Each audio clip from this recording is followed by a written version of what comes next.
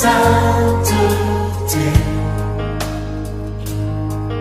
L'univers crie sa majesté. Chantons gloire et puissance. Chers téléspectateurs de Fijiana TV et chers internautes, nous sommes encore heureux de vous retrouver ce jour pour une nouvelle édition de l'émission Méditons Ensemble. Méditons Ensemble qui est une émission qui retrace les méditations que nous avons dans nos différentes dévotions matinales pendant les différentes croisades que nous avons. Restez connectés pour la suite de l'émission.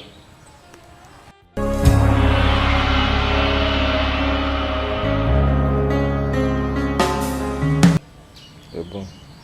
Oui, nous voulons vous souhaiter encore la bienvenue sur ce plateau de l'émission Méditons Ensemble. Alors, ce matin, nous avons eu droit à une exhortation qui nous a été donnée par l'évangéliste Aimé Césaire, visionnaire du Fijiana, entendu par la Forum international des jeunes pour le réveil des nations. Le thème sur lequel nous avons été entretenus ce matin était simplement intitulé « Il est temps que tes ennemis changent d'avis ». Il est temps que tes ennemis changent d'avis. Nous pourrons ajouter à ton sujet, dont chacun d'entre nous pourra se personnaliser, se personnifier, n'est-ce pas, ce thème.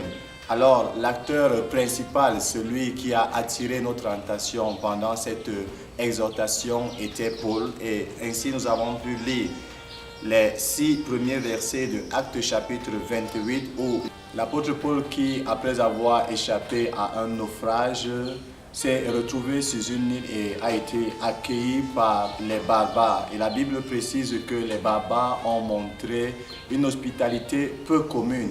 Et c'est ainsi que l'apôtre Paul, ayant vu qu'il faisait froid, a, n'est-ce pas, cherché à ramasser du bois dans la broussaille et pour, n'est-ce pas, allumer le feu. Et pendant qu'il prenait le bois pour envoyer au feu, la chaleur ayant fait ressortir le serpent, ce serpent, cette vipère, s'est entouré autour de son bras. Et les barbares qui au départ avaient été hospitaliers, avaient présenté une hospitalité peu commune, se sont dit que celui-ci, même, enfin la justice est contre lui, vu que même s'il a pu échapper à la mer, il ne pourra pas cette fois-ci échapper à la morsure de la vipère. Ayant attendu que soit il tombe dans les quelques minutes ou que soit son corps commence à gonfler et n'ayant rien vu, ils ont changé d'avis sur l'apôtre Paul en disant que celui-ci est un Dieu. Celui-ci est un Dieu et il est temps également pour chacun d'entre nous, afin que les barbares de notre vie changent d'avis quant à notre situation, quant à notre propre vie. Et pour vous permettre de pouvoir mieux comprendre ce qui s'est fait ce matin, nous avons préparé pour vous un extrait de la méditation de ce matin. Donc, restez connectés pour vivre en direct ce qui s'est passé. Soyez bénis au nom de Jésus. Amen. Deux divinités dans la forme physique combattent. Comprenez que le combat, c'est pour ça que lorsque, par exemple, Baal et l'Éternel combattent dans l'esprit, dans le physique, Jézabel et Élie. Donc, le combat a des dimensions. Ça veut dire que dans l'esprit, deux divinités combattent. Et dans le physique, leurs sacrificateurs s'affrontent. Maintenant, moi, je veux vous dire, vous pensez que si dans le physique, les sacrificateurs s'affrontent, les sacrificateurs de l'Éternel n'ont pas besoin d'une force quelconque. Leur Dieu a déjà vaincu la divinité. Et eux, ils ont juste le rôle d'accomplir. C'est pour ça que David pouvait tuer Goliath avec une fronde. Parce que l'Éternel avait déjà utilisé la vraie arme pour neutraliser Dagon. Et même un petit truc. Ça veut dire que c'est comme dans la sorcellerie, on dit souvent que réveillez-vous, les gens vous regardent. Donc, Amen. C'est comme dans la sorcellerie où on dit que quand on a déjà tué quelqu'un, même un petit truc le jour, vraie hauteur pour la chute. Amen. Vous savez, lorsque vous tombez d'une hauteur de 5 mètres, vos douleurs sont inférieures à celui qui est tombé d'une hauteur de 30 mètres. La loi de la pesanteur te fracasse.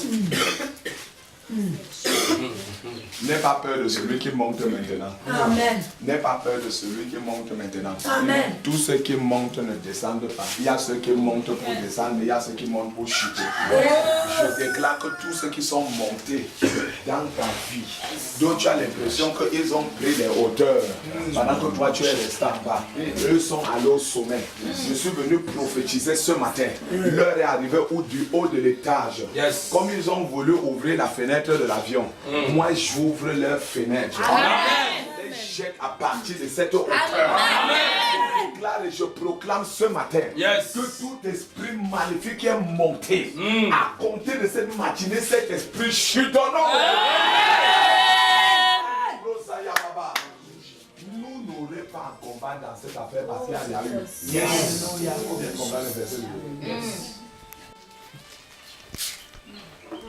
Et comme on veut confondre Moïse, dans chaque destinée, il y a un temps où on veut te confondre.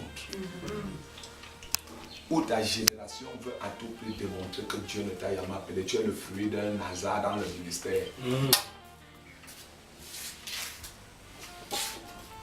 Il y a même des gens qui se posent des questions. Est-ce que Dieu m'a appelé? Si Dieu m'avait appelé, pourquoi les choses sont-elles ainsi? Ok. Ce débat doit prendre fin avec la verge qui fleurit. Amen. Et l'homme qui est l'arbitre, c'est Moïse. Moïse lui-même est de la famille de Lévi. Avec fleuri. Oui, le fleuri là c'est général. Maintenant, on explique dans ce qu'il y a dans fleuri. Première chose, elle avait Pousser des boutons. lorsqu'un ministère doit avoir un impact, la première chose qui apparaît déjà sur le ministère sont les boutons. Ça veut dire qu'on voit il y a la verge commencer à gonfler pour signaler qu'il y a une vie. Ne commencez pas déjà par les fleurs, commencez par les boutons.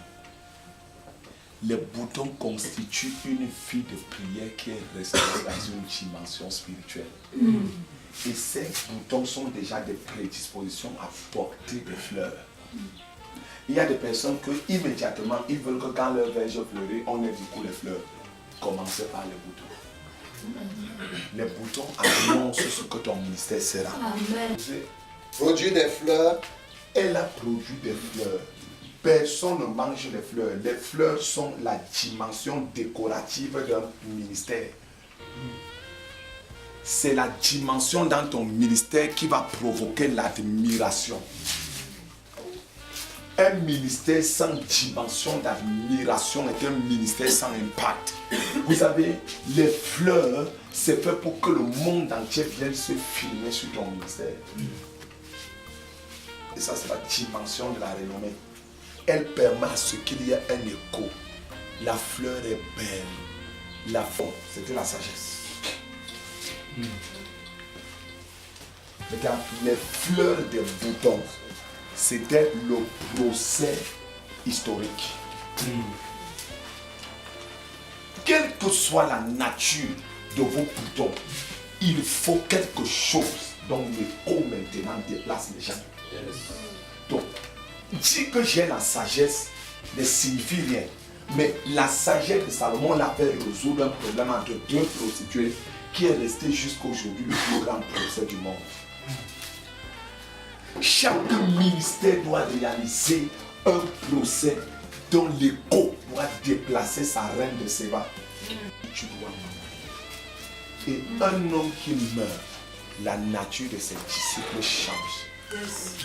La question qui devait, la plus grande humiliation que Jésus allait subir sur la terre, c'était que son corps allait rester sur la croix.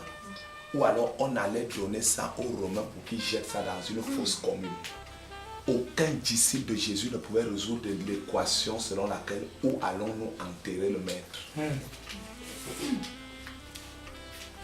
Les Joseph d'Arimathée apparaissent au moment où tu veux frôler l'humiliation. Dans chaque destinée, quand ton ministère commence à pousser des boutons et que les fleurs apparaissent, il y a une catégorie d'hommes que Dieu commence à mettre autour de toi. qui ne sont plus des simples hommes, mais qui sont déjà des hommes d'une certaine nature. Ministère des fenêtres, ce n'est pas l'homme qui ouvre ses fenêtres. Il y a une dimension dans l'esprit qui veut que ton ministère perce ses fenêtres. Et c'est l'objet d'une prière et d'une consécration particulière.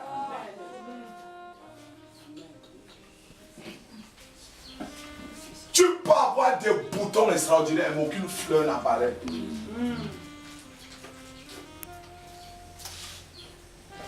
Et quand tu veux prier pour ton ministère, tu ne sais pas ce que tu dois demander à Dieu. Mais pourquoi tu peux prendre 21 jours? Pas 21 jours pour chasser un démon. Un enfant de Dieu qui prend 21 jours pour la délivrance d'une situation dans sa vie est perdu. Des fruits, c'est donc les fruits qui peuvent te rendre riche.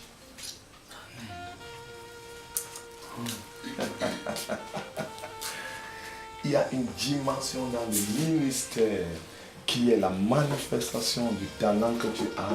Il y a la dimension des fleurs qui permet maintenant à ton ministère d'avoir un écho. Il y a la dimension des fleurs qui permet maintenant que tu vives de ton ministère. Tu bâtis un empire même avec ton ministère et ton ministère devient une bénédiction qui libère les vies.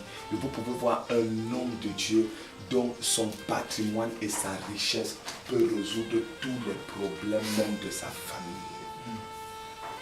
Tu vas t'asseoir et tu te réjouis dans le Seigneur. Amen. Tu manges malabros kalima. Ça veut dire tu reçois aussi les problèmes et tu es fier de dire allô, oui, viens prendre 100 000 francs là. Et je te rembourse quand non, prends. Que Dieu bénisse ça. Je te donne ça de ma main.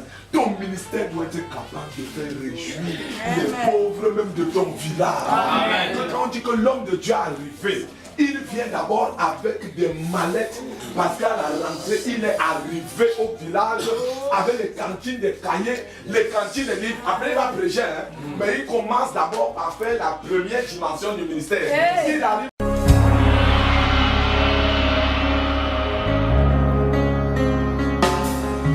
Tous les anges de sa sainteté